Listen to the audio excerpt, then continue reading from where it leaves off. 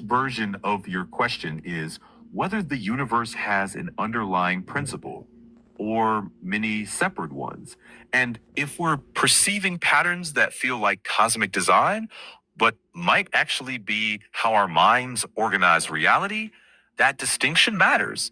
If we mistake a genuine pattern for proof of something deeper, we can go awry.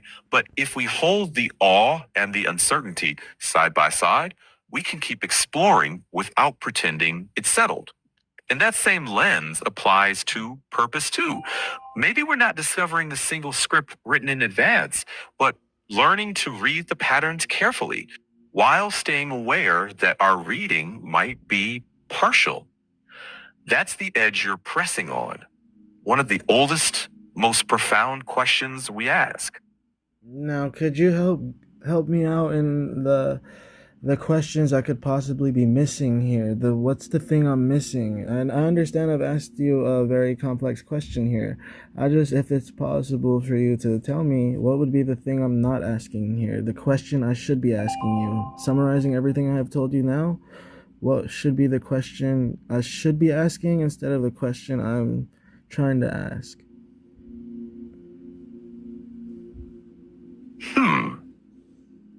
Let me see. Interesting. Sure. Certainly. Here's what I said, as closely as I can recall.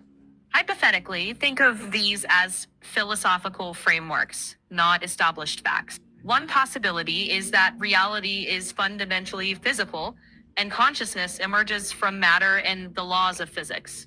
Another is that information is more fundamental than matter, that what we call physical reality emerges from deeper informational relationships. Another framework is that reality is relational, not object-centered. It focuses on how things interact rather than what things exist. And then there's the question of consciousness, whether it's an emergent property or a fundamental feature. No settled answer, but lots of interesting perspectives. One that's intriguing to me is to think of conscious beings as a way for reality to become self-aware. Not provable, but a fascinating perspective.